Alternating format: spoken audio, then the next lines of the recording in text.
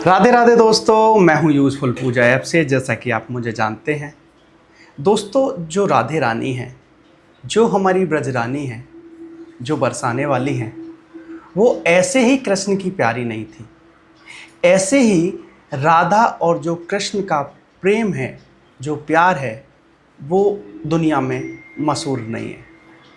उनका प्रेम इतना पवित्र और हमारी समझ से परे है जिसकी हम कल्पना भी नहीं कर सकते। दोस्तों, एक बार जैसा कि स्त्री स्वभाव होता है, जो कृष्ण की रानी थी रुक्मिणी, वो राधा रानी से थोड़ी सी ईर्ष्या रखती थी। उनको लगता था कि मैं महारानी हूँ, लेकिन प्रभु के दिल में हमेशा राधे रानी रहती हैं। उनका स्वभाव था, और ये जो स्वभाव है दोस्तों, वो प्रभु ने स्त्रियों को जन्म से ही दिया होता है। दोस्तों, ये धीरे धीरे उनके मन में एक बड़ा घर बन गया, एक अभिलाषा, एक जिज्ञासा बन गई कि मैं प्रभु से शिकायत करूं या प्रभु से रुष्ट हो जाऊं। इसके पीछे कश्मकश बहुत दिनों तक चली। दोस्तों, एक दिन जो दिल की, जो मन की बात थी, वो प्रभु के सामने आई और रुक्मिणी जी ने बोला कि प्रभु, मैं आपकी कहने की रानी हूँ, मैं आपकी कहने की महारानी हूँ, लेकिन आपका दिल, आपका जो प्यार है, वो तो कहीं और रहता है। तो प्रभु हंसे और बोले, ऐसा आपको क्यों लगता है? कहते हैं कि कुछ भी होता है, कहीं भी होता है, आप राधा रानी का जो नाम है, राधा रानी को हमेशा भजते हैं। जो भगवान कृष्ण हैं, जैसा कि हम जानते हैं, लीलाधर हैं। वो समझ जाते हैं कि हमारे मन में क्या है, हमारा क्या भाव है, हम किस भाव से पूछ रहे हैं। प्रभु हंसे और बोले कि जब समय आएगा तो इसका उत्तर मैं आपको दूंगा। अब जो गुस्सा था राधा रानी के प्रति, वो बढ़ा इसलिए कि उन्होंने बोला कि मैं इतने दिन से कोशिश कर रही थी पूछने की, मैं पूछूंगी प्रभु से ऐसा क्यों है, और प्रभु ने इसका उत्तर मेरे को नहीं दिया। दोस्तों, शाम का समय हुआ।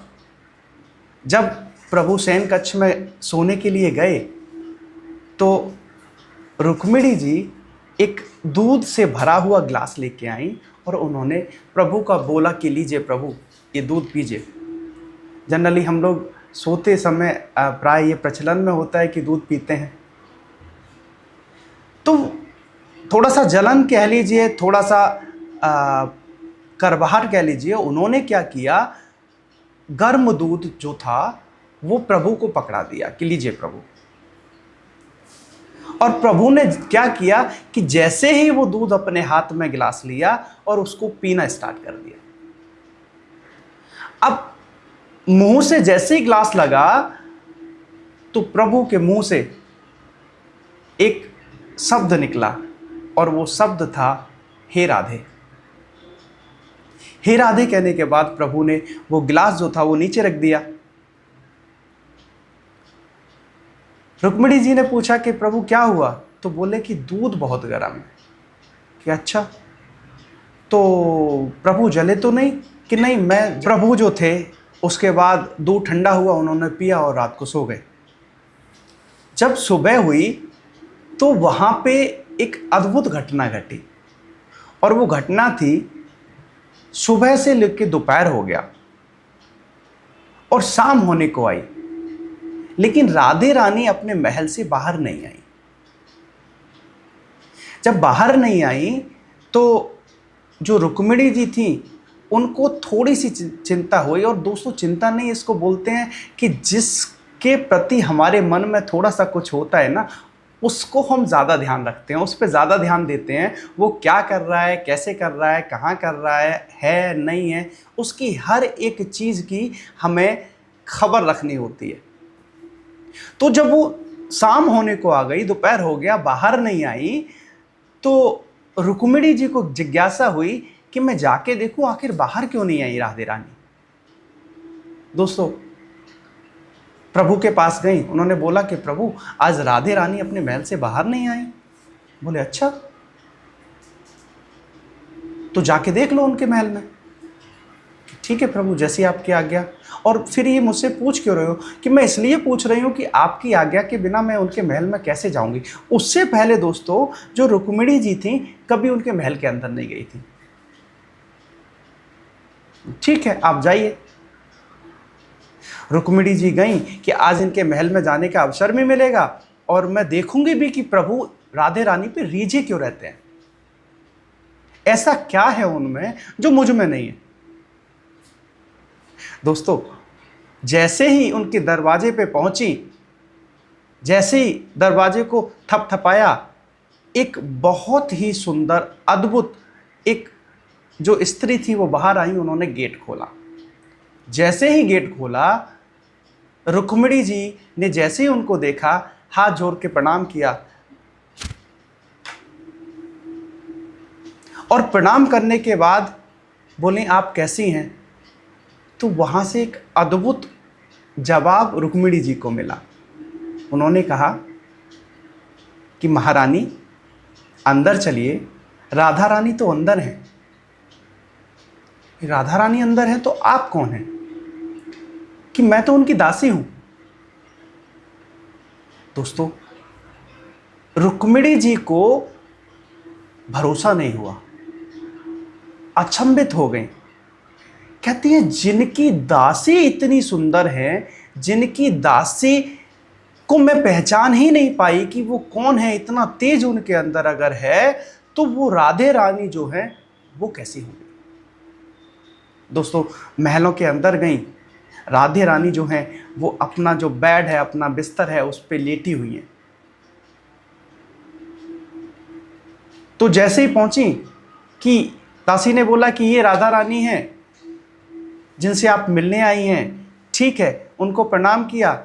तो उन्होंने बोला कि मैं महारानी आपके गले नहीं लग पाऊंगी, मेरे पैरों में छाले पड़े हुए हैं।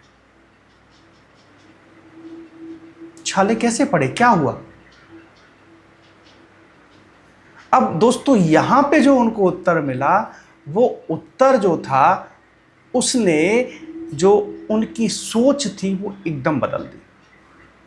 दोस्तों, उत्तर था मेरे को नहीं पता कि मेरे छाले कैसे पड़े। मैं सो रही थी, जल्दी सो गई थी, प्रभु का नाम लेते लेते मैं सो गई थी, नींद आ गई, और जब मैं सुबह उठी तो मेरे पैरों में छाले हैं। पता ही नहीं है छाले पड़े कैसे हैं। उपचार राजवैद्य आ चुके हैं, सारी चीजें, लेकिन कोई उपचार नहीं है। तो क्या होगा कि मैं ठीक है, आपकी पीड़ा जो है वो असहनीय है, मेरे से देखे नहीं जा रही, इसलिए मैं जाके प्रभु को बताती हूं कि आपके पैरों में छाले हैं। दोस्तों, महलों से वापस आई, रोना गोनी चल रही है कि तेज जो है उनका अलग तरह का तेज था। प्रभु को आके बोला कि प्रभु वो तो रात को सोई थी, उनकी पैरों में छाले पड़ गए और वो खड़ी भी नहीं हो पा रही हैं, इतना असहनीय दर्द है, और उस दर्द में भी वो सिर्फ एक ही नाम ले रही हैं और वो है आपका नाम। तो प्रभु बोले कि आपने जो मुझसे सवाल किया था उसका उत्तर शायद मिल गया होगा। कौन सा सवाल प्रभु? आपने पूछा था कि राधे रानी मुझे इतनी प्रिय क्यों है। हाँ, लेकिन इस उनके पैर के छालों से इसका क्या लेना देना है कि आप अभी भी नहीं समझी? नहीं प्रभु, आप अपनी गोल गोल बातों में मेरे को मत घुमाइए, मेरे को सीधा सीधा बताइए आप क्या कहना चाहते हैं। कहते हैं वो छाले आप ही की देन है। नहीं, मैं तो पहली बार उनके कच्छ में गई, इससे पहले मैं उनके महल में कभी गई नहीं, मैं उन्हें जानती नहीं, उनकी दासी को मैंने राधा रानी समझ लिया, तो मेरी देन कैसे हो सकते हैं। प्रभु मुस्कुराए, बोले रात को जो दूध आपने मुझे दिया था वो दूध आपने मुझे ऐसे ही गर्म नहीं दिया था। उस दूध में कुछ कड़वाहट थी, जो आपके मन का छिछलापन था, आपकी कसमों कशिश थी, आपकी थोड़ी सी नाराज़गी थी। इस नाराज़गी में आपने मुझे गर्म दूध दे दिया था, और वो दूध जैसे ही मैंने पिया, तो वो दूध पीने के बाद जैसे ही मेरे हृदय में जाके लगा, और गर्म दूध होने की वजह से उस दूध से मेरे दिल में जैसे ही जलन हुई, तो मेरे मन से एक जो शब्द निकला था वो था राधे। और राधे ऐसे ही हैं कि मेरे मन, मेरे दिल, मेरी इस दुनिया में जो मेरे ऊपर कुछ भी आँच आती है, कोई भी दर्द मुझे होता है, उसको अपने ऊपर ले लेती है।